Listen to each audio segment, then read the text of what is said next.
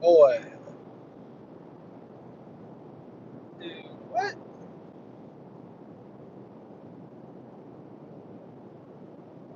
Like close, close. So this is how this shit works. This is how this shit works. We're in uh, tough economic times, hard economic times. It's hard for a lot of people.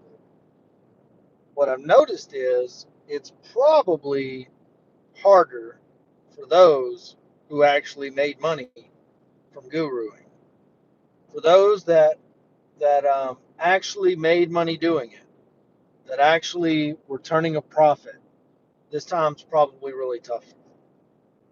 The only reason I say that is because as the shit started shaking out, and we're all in this business together. Believe me, my friends that are in Airbnb, they're they're all experiencing different things. I've got buddies all over the nation, people that I've actually met, people I actually know, people I know that are doing business, people that I know are doing deals. Um, they're we're all kind of suffering equally in our own ways because um, we all depend on wholesale income, flipping income, and stuff like that to supplement our lifestyles, to pay our personal bills, to fund marketing, to hire VAs. That I don't want to say quick or easy cash, but those quick cash infusions are what keep every business moving. Okay, and right now, as I do this live, okay, there's so much uncertainty on all sides of it.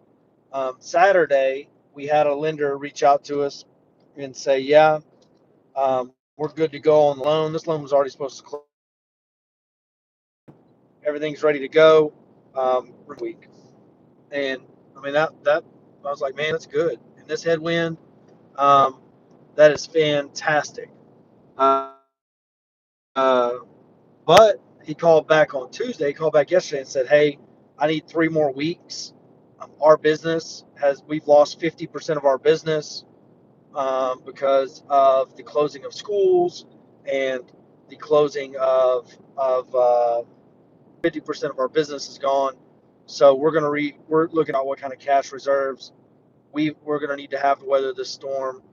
And I'll get back to you on how much we can loan and when we'll be able to loan and stuff like that once I have more certainty. To me, that translated to something pretty simple, something really simple when it comes down to it. It translated to we've got our SBA in. I need to make sure that this SBA is going to go through or I can have access to credit. I need to see how the market responds to the SBA being passed. What kind of liquidity different banks are going to have because, you know, everybody right now is feeling a lending crunch. So I'm driving home. Long story short, when that happened, um, I see a guy, and this is somebody who trying to think of how to word it because I don't want him to get butthurt. But he's not a transparent dude. Like it's kind of smoke and mirrors. It's kind of you know boastful here, boastful there. He's good at what he's good at, which is connecting people together and getting people to believe and stuff like that. But overall, you know, I mean, he just kind of marries people with money to people with deals at times. At other times, he just kind of finds his way to make a little bit off of a lot of people's work. And that's a fine business model. There's nothing wrong with that business model, but it doesn't leave a lot to show. There's not a lot of decisions to make when you make a little bit off of everybody else's work. Okay? There's not a lot of transparency. Now, I'm not saying he doesn't do his own deals, he does. But the last time I seen him talking on the internet, I lost all faith in his plan because he's got some flips or I couldn't really tell Basically, he said he was going to sell a lot of shit that he owned to improve his liquidity. And I thought, what a fucking time to be selling. What a time to have to sell. Um, right now, I wouldn't sell, I mean, we're trying to sell flips and stuff like that, but that was always the intention. All of our flips that are going on the market right now are getting a for rent sign at the exact same time. If we don't get showings within 30 days, if it's not showing like crazy, it's getting a fucking tenant, and we'll refinance it when we can. We're not going to service that debt and let it make us go broke. We're going to let it put a tenant in there and at least service part of the debt, you know. And so whenever he was talking about his deals, I said, why don't you try to rent some out or owner finance them or stuff like that? And he said, nope, we need liquidity. We got to sell. And I just thought, it's a weird business decision. It's a weird business decision to be selling right now, to have to sell right now. If they won't cash, and what he said was, and I think I got the screenshot. I'd have to go back and refer it, but he said basically they wouldn't cash flow as rentals. And I mean, it's unfortunate. Like, it's unfortunate that they won't cash flow as rentals, and I hope that from now on, everybody's evaluating a lot of their flips as rentals. I think a lot of people who made a lot of money at flipping houses are about to have to figure out what landlording is. I think a lot of lenders. I mean, I know a lender right now that's taking a deal back.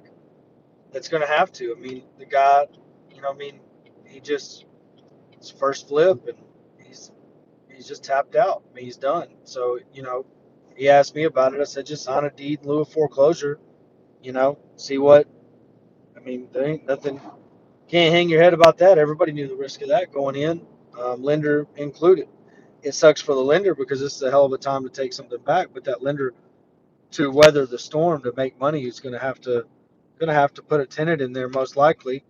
Um, let it chip along, let the market recover, rebound, get past this, see where the market is once we're out of Corona, and go from there. I mean, that's the only plan. Either that or owner finance it and sell the paper. I mean, that's also. I mean, our notes have been selling like crazy.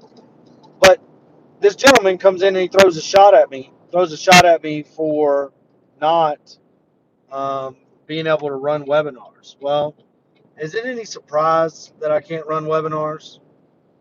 Is it any surprise at all? I'm not doing some fucking janky ass Zoom call with 47 other people while we just sit around and talk about what we hope happens.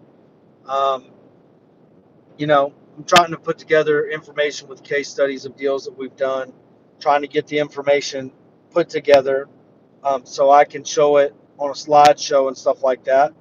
And the person that would build that slideshow has been doing SBA loans all week. There's no there's no real way for me to put it together at the quality that it needs to be. I charge money for it. I think we only had maybe I think we had probably 6 people sign up for that webinar at $27.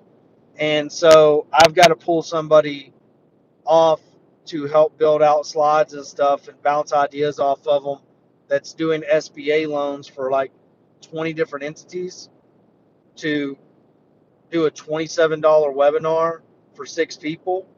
It doesn't make any sense. And I don't have any shame in that. Like, I don't like, it was something I was going to do when I thought I was going to have an abundance of time. Well, guess what? Um, we've got one we've got 16 units that we're remodeling right now that are going to finish up probably at the middle of next week, and we've got a loan that's going to fund to start the remodeling of 16 more units.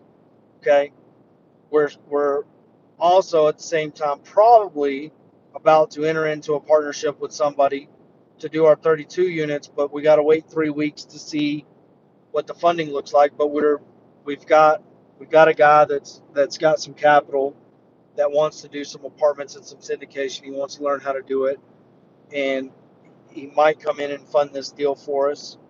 And if he does come in and fund this deal for us, he'll learn about remodeling apartments, underwriting them, and all of that stuff firsthand, because he's going to fund it $1 million deal for us, and he'll get to learn right there beside us. So it'll be a joint venture. He'll have equity in the deal, and then once we figure out where the lending market is, which I did talk to a Freddie Fannie lender today. I seen Tim Bratz had a post.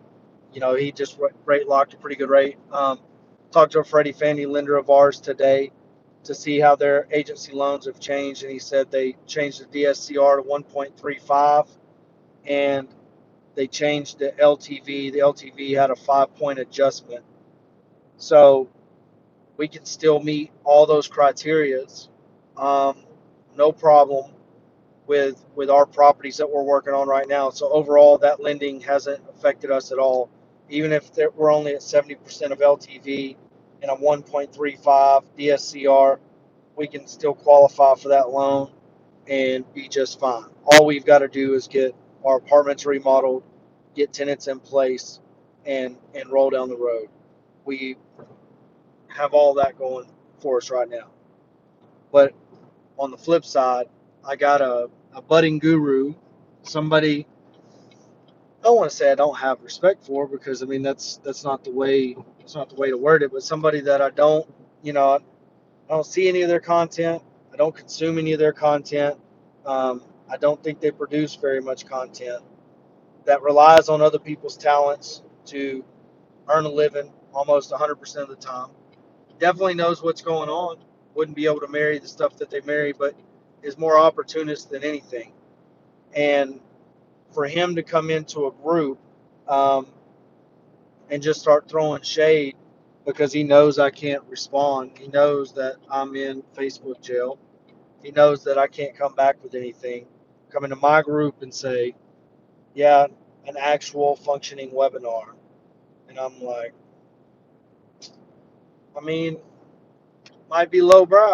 might be lowbrow, but at the end of this, on the other side of all of this chaos, when you have all 57 of your big team webinars up, okay, what we would have done is secured um, funding for. I mean, the one gentleman we're working with has, I mean, he's an eight figure guy. He's an eight-figure investor. We would have secured a partnership with them. Might end up in a partnership with somebody else that has several hundred units already, um, and we'll be operating more units than ever because we're a property management company. Depending on what happens with the SBA stuff, if the SBA stuff goes through, uh,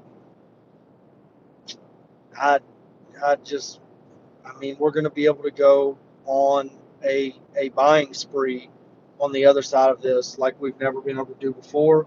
During the time that we're down, we've been refining systems and processes to get everything, that we always made the excuse we didn't have time for.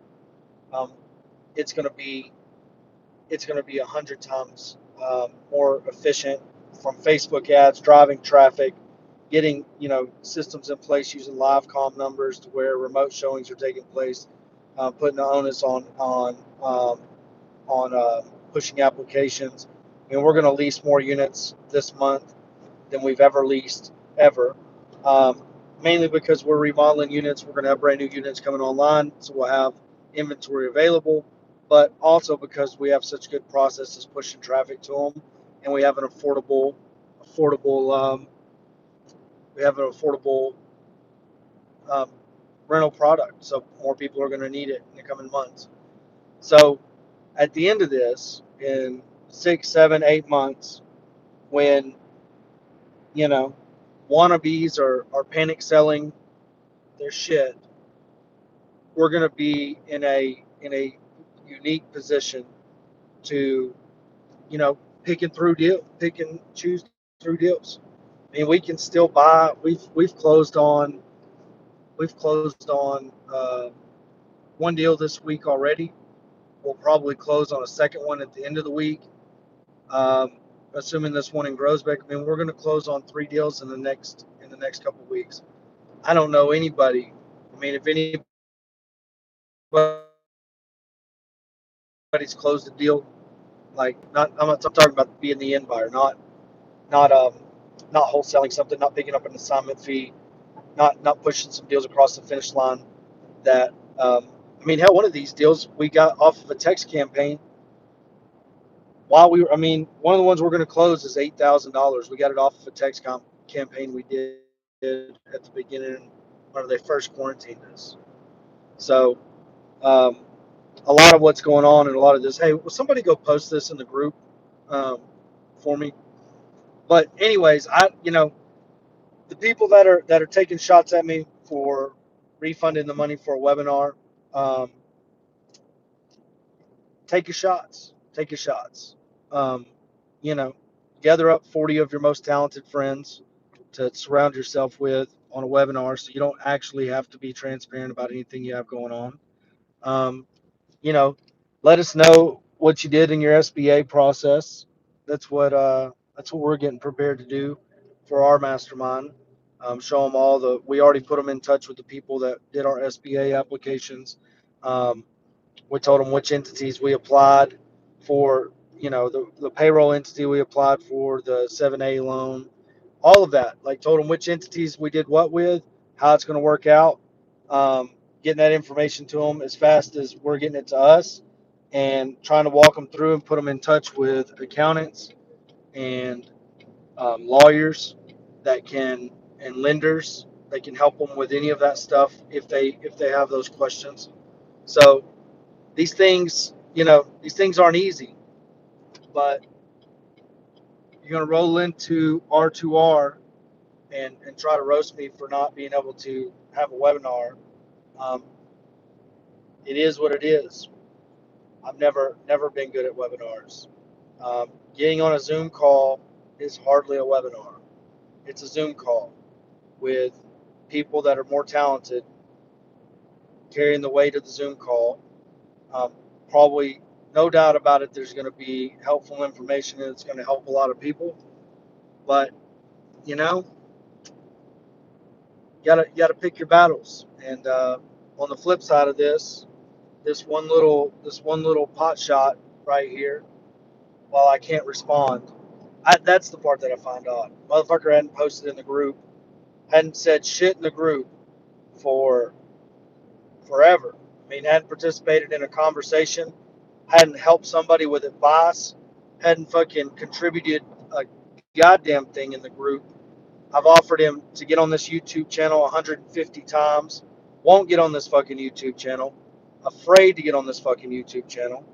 Refuses to get on this YouTube channel. Um, but will come in the group while I'm in Facebook jail and and talk a little shit. Probably not wise. But if he's doing it to get attention, he'll never get any. Never get any. But I'm sure I'm sure he'll see this and just know, if you want to jump on my YouTube channel, I got something for you. But I got to jump off of here. I've been rambling for 20 minutes. I think me having YouTube live on my phone now is going to be detrimental to my YouTube channel. So I'll see y'all.